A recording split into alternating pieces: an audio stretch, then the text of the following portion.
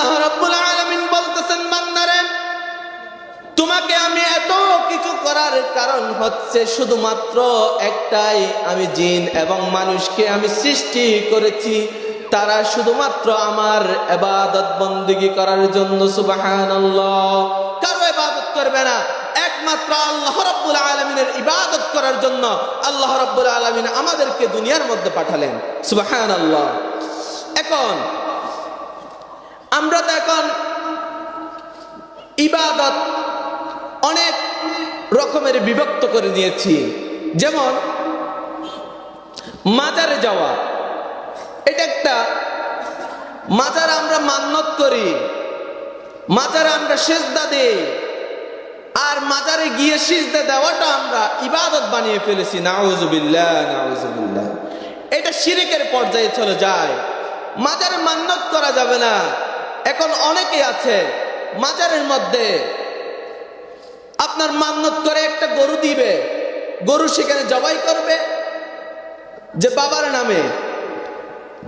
আসলে এটা হচ্ছে শিরক। কেন? আপনার বাড়িতে মা বাবা আছে, আপনি তাদেরকে মা বাবার জন্য টাকা খরচ না করে আপনি যাচ্ছেন আপনার মাজারে, এটা কি শুভনীয় কাজ হতে পারে? এটা হচ্ছে কপাল ফোড়া। আমার প্রিয় ভাইয়েরা, আপনি যদি একমাত্র আল্লাহ রাব্বুল আলামিনের ইবাদত বন্দেগী ছাড়া অন্য কিছুকে আপনি যদি ইবাদত বানিয়ে নেন, গায়রুল্লাহকে আপনি যদি ইবাদত বানিয়ে নেন, আমার প্রিয় ভাইয়েরা, তাহলে এটি শিরকের পর্যায়ে চলে যাবে।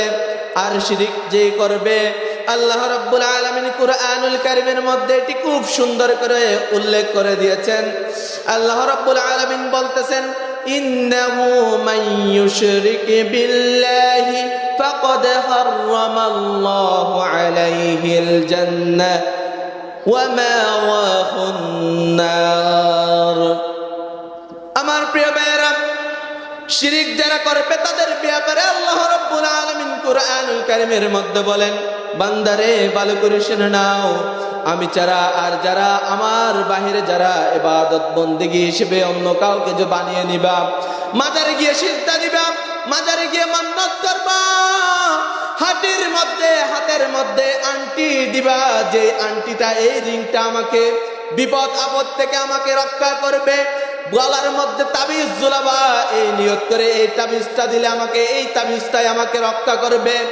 এই রকম করে যারা নিয়ত করেন, শিরিক করে যারা এই রকম নিয়ত করবা, তারা অবশ্যই তোমরা শিরিক করেছ।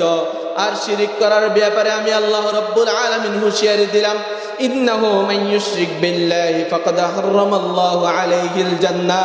নিশ্চয়ই যারা শিরিক করবে তাদের জন্য জান্নাত হারাম হয়ে যাবে, ওয়া মাওয়াহুন নার, তার জন্য চিরস্থায়ী হয়ে যাবে জাহান্নাম, তার জন্য চিরস্থায়ী কি হয়ে যাবে?